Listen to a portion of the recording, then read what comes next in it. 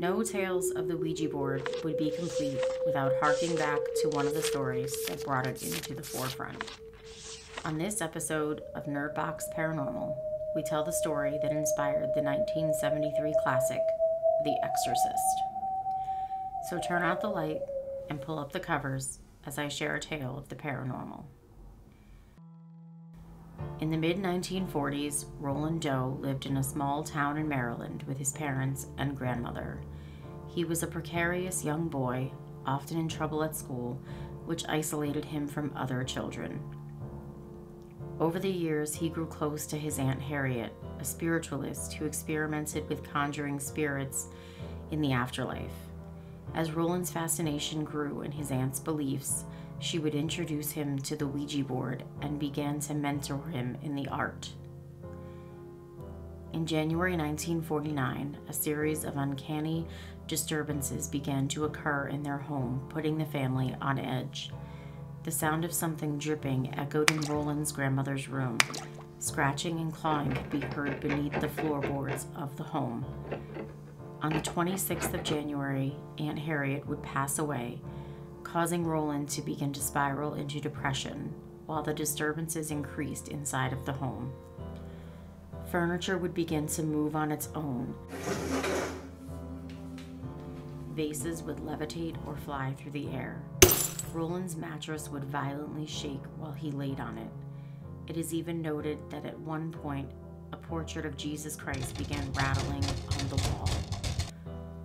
All of these events seemed to center around Roland when he was present. The family would begin to experiment with the paranormal occurrences. Roland's mother would ask the spirit to knock 3 times if it was Aunt Harriet. The spirit responded with 3 knocks. Roland would soon begin to complain about the sound of footsteps in his room, keeping him awake at night. Scratch marks would soon be discovered on Roland's mattress. The distraught family turned to their church for help.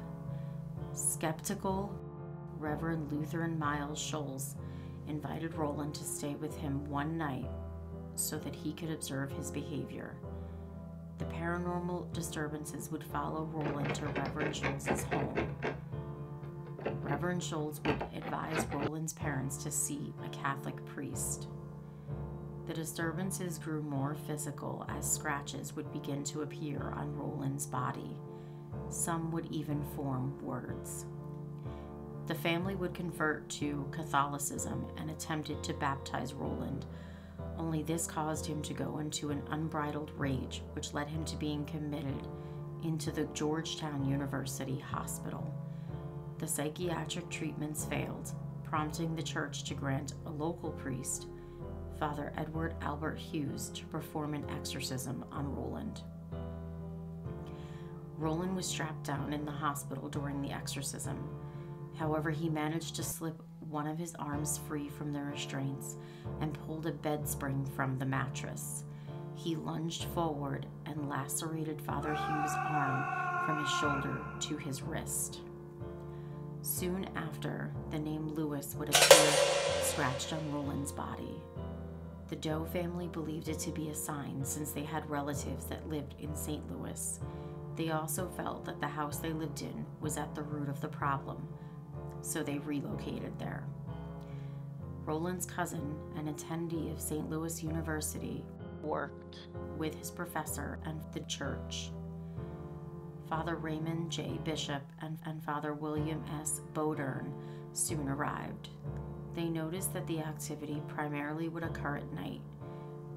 He would exhibit strange behavior, including screaming and wild outbursts. Roland would enter trance-like states and start making guttural sounds with his voice. Father Bodern blessed Roland and said a prayer prior to placing a crucifix beneath Roland's pillow. After leaving Roland to rest, loud noises were coming from his bedroom.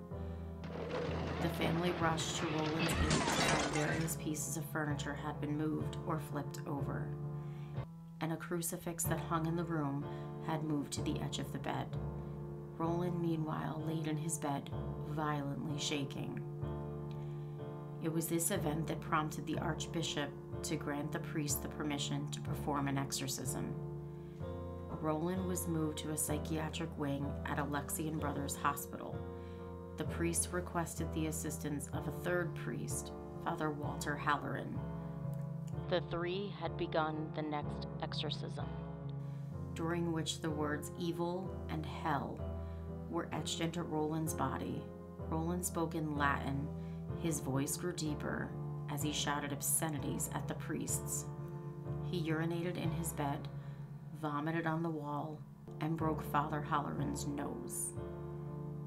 The priest read the Litany of Saints as they continued the exorcism, causing the mattress to violently shake.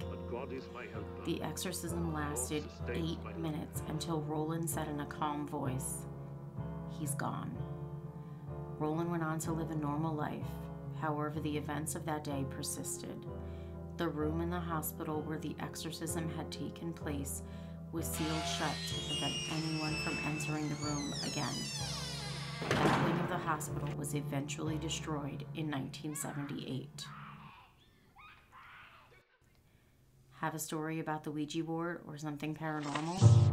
Share it with us and maybe it will be told on a future episode. Remember to like this video, comment, and subscribe to our channel. Until then, sleep tight.